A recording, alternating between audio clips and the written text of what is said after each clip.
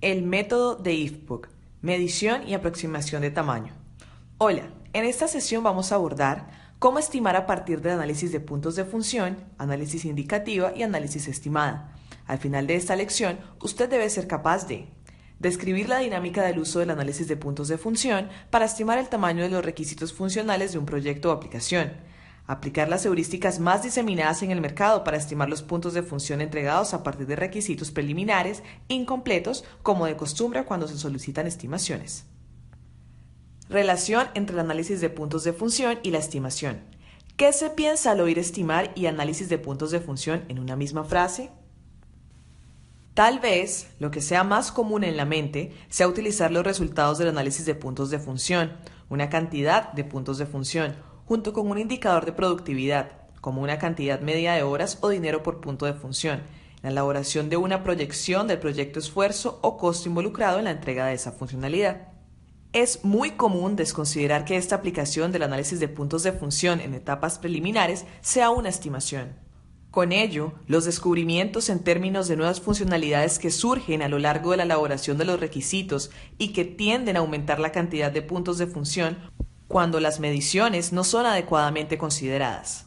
Este tipo de asociación inmediata, sin el entendimiento de la lógica detrás de ello, provoca a menudo equívocos graves en la utilización del análisis de puntos de función, como por ejemplo, usar el análisis de puntos de función cuando en momentos preliminares del ciclo de vida y nunca la configuración final del producto entregado. Tamaño funcional como premisa de la estimación de esfuerzo. Aunque el interés es estimar el esfuerzo, antes se debe estimar el tamaño funcional. El tamaño funcional puede ser estimado antes de que la especificación de requisitos esté completa, pero ¿qué significa estimar el tamaño funcional? Significa asumir premisas, tanto más premisas cuanto menor es nuestro nivel de información sobre los requisitos del usuario. Valor del análisis de puntos de función al estimar el tamaño. La gran ventaja del análisis de puntos de función es poder contar con heurísticas que proporcionan un norte antes de que la especificación de los requisitos esté completa.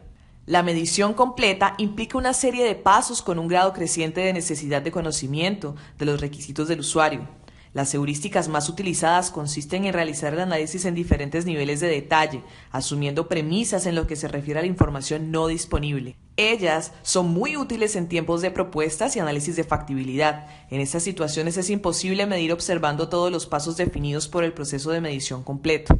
Sin embargo, es posible estimar a partir de la información disponible en términos de la necesidad del usuario y del perfil de la aplicación que las atenderá. Al final de esta sesión va a quedar más claro lo que quiero decir por perfil en este momento.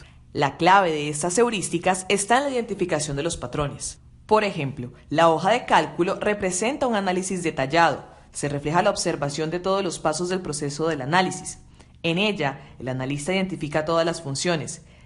Clasifica cada una de ellas según el tipo. El analista identifica los ítems que determinan la complejidad de cada función, en el caso de una función de transacción, tipos de datos y archivos referenciados, o una función de datos, tipos de datos y tipos de registros. Se cuentan. En posesión del tipo y de la complejidad, determinan la contribución individual de cada función en base a las respectivas tablas definidas por el método.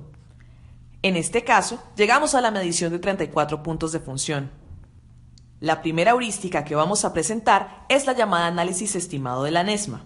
En ella, no se entra en el mérito de cuántos TD, AR o TR una función tenga.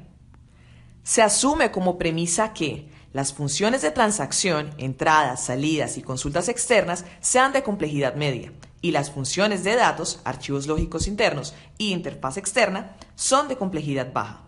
Esta fórmula define el análisis estimado.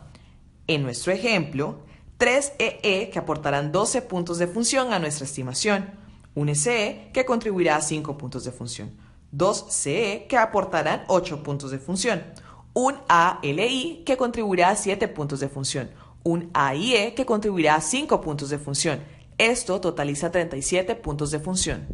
Pero tenga en cuenta que para aplicar el análisis estimado se necesita suficiente información para identificar las funciones. A menudo ni esta información está disponible. Análisis indicativo. Puedo decir por mi experiencia que el usuario puede saber muy poco sobre los requisitos del sistema, pero suele saber los principales conceptos sobre los cuales la aplicación debe almacenar datos y qué datos externos a ella serán necesarios. Esta información es utilizada como insumo para el análisis indicativo de la NESMA. En ella, cada A y I contribuye a 35 puntos de función y cada A y E contribuye a 15 puntos de función.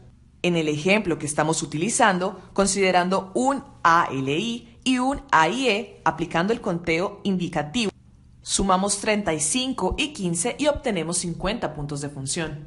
Observe que entre los tres tipos de análisis el indicativo tuvo la mayor distorsión en relación con los otros.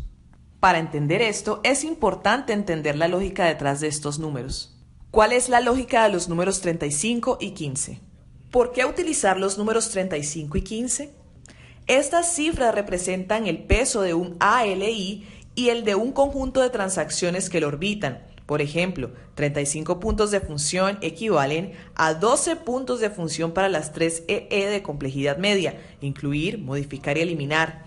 8 puntos de función referentes a los 2 CE de complejidad media, consultar y listar. 5 puntos de función referentes a una SE de complejidad media, emitir informe.